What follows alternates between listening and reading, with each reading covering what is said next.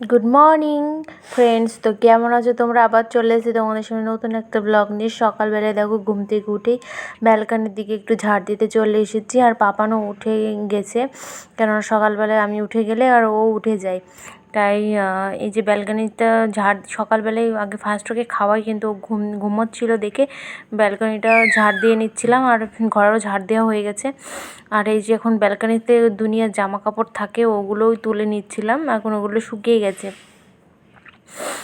আর এই যে দেখো ফর্মটাই বাবান একটু নোংরা করে ফেলেছিলো, সেগুলো ফর্মটাও কেচে দিয়েছি। আর এই যে এইসব জামা কাপড়গুলো সব তুলে নিয়ে ঘরে মেলবো। আর আমি এখনও ঘুম থেকে উঠে মাথা টাথা কিছু আঁচড়াইনি, শুধু ঘরে ঘুম থেকে উঠেই তোমার ঝাড়ু নিয়ে ঘরটা ঝাড় দিতে আরম্ভ করে দিয়েছিলাম। তো চলো এখন বাবানকে খাওয়াতে হবে। তো বাবানকে খাইয়ে দিয়ে চলে এসেছি রান্নাঘরে। তো তোমাদের দাদাভাই শাকটা কেটে দিয়ে গিয়েছিলো আমাকে, আর আমি এদিকে রান্নাটা বসিয়ে দিয়েছিলাম। কেননা আজকে একটা জায়গায় যাওয়ার কথা আছে, কেননা বাবানকে নিয়ে ডাক্তার দেখাতে যাব একটু, আর ওর ওষুধের ব্যাপারেই আর একটু সিজিএস কার্ডের ব্যাপারেই যাব ডাক্তারের কাছে।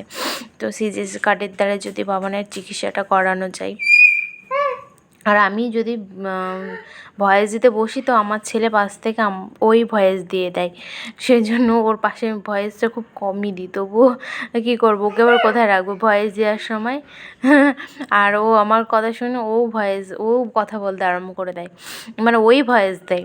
আর এই যে দেখো বাবানকে একটু খাইয়ে নিচ্ছি, আর তাড়াতাড়ি করে খাওয়াতে বসলাম, কেননা আমাদের একটু পরে বেরিয়ে যেতে হবে।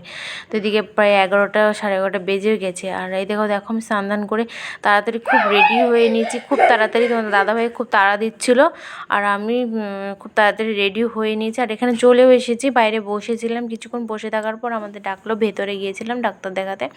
তো দেখো যে বাবানের বাবা এখানটায় কারোর সাথে কথা বলছে।